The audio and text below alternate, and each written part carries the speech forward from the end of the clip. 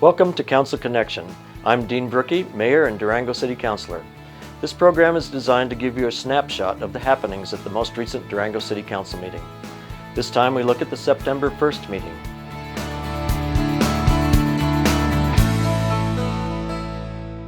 The first 50 minutes of this meeting involved public participation, most of it on the topic of the Black Lives Matter Memorial at Buckley Park. We heard from 14 area residents, 12 of whom were in favor of the memorial.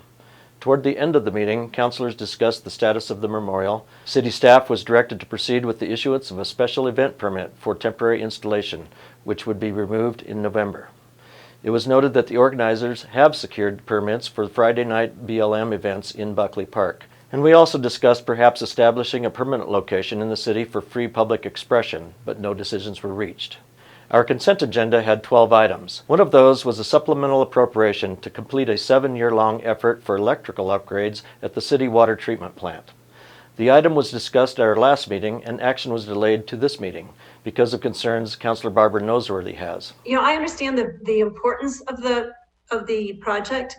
My question is, last city council session, we had a lengthy discussion about this, and the motion was to actually follow the CIP policy that we plan to put in place, which would be that any unused funds, in this case it's over 400,000, would come back to city council.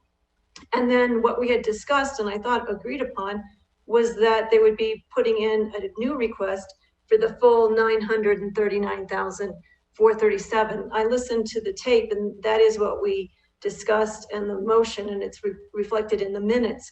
So I'm curious if it was just misunderstood or forgotten, or why we're not seeing the shift to following this policy. I want to make sure that we're all on the same page regarding the CIP process. And in the CIP process, if there are projects that are currently underway that are appropriated, should a change order be needed, that request will come forward as a special appropriation. And that is the case with this project. Councilors approved the appropriation with 4 votes in favor. Councilor Noseworthy abstained. The bulk of our meeting came near the end with lengthy conversation and public input on a conditional lease to the Neighbors in Need Alliance for a homeless transitional camp adjacent to Greenmount Cemetery. Elkview is not an effort to move all Purple Cliffs campers to town. It is not a camp for persons who do not want to build community or follow the Elkview Code of Conduct. It is not a program for unhoused community members who wish to only camp. 25 tent yurts and a large dining tent, as well as other facilities, would be located on the site at a total construction cost of as much as $360,000.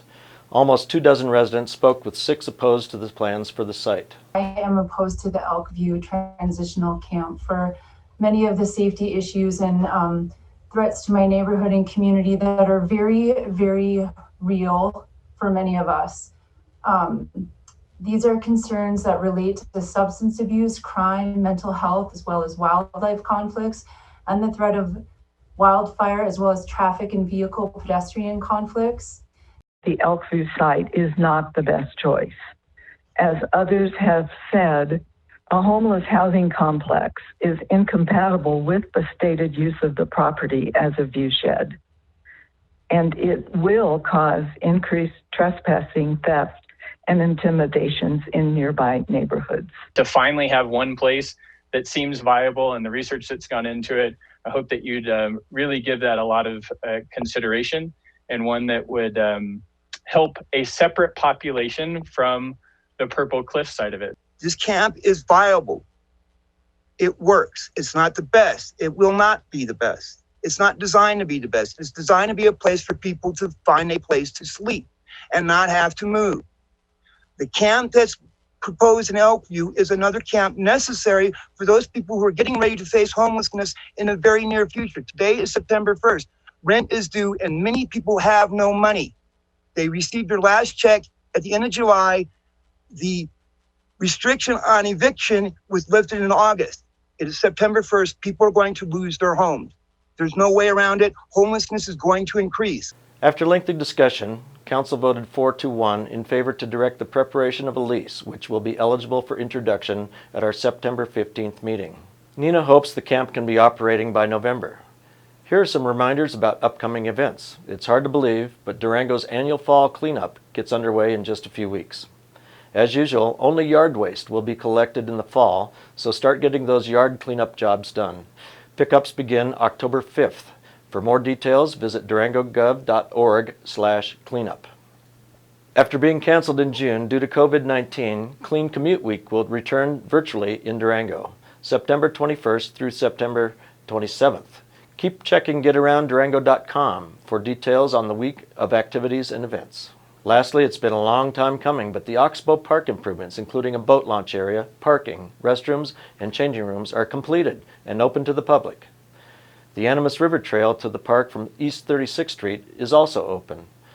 The art from Animas City Park to East 36th is not yet open, but is expected to be soon. Our next study session will be Tuesday, September 8th at 4 p.m. Our next regular council meeting is Tuesday, September 15th at 6:30 p.m. Agendas for meetings are posted at durangogov.org/meetings. And that's Council Connection for the September 1st Durango City Council meeting. I'm City Councilor and Mayor Dean Brookie. Thanks for joining us, and remember you can always contact your city councilors via email at citycouncil@durangogov.org.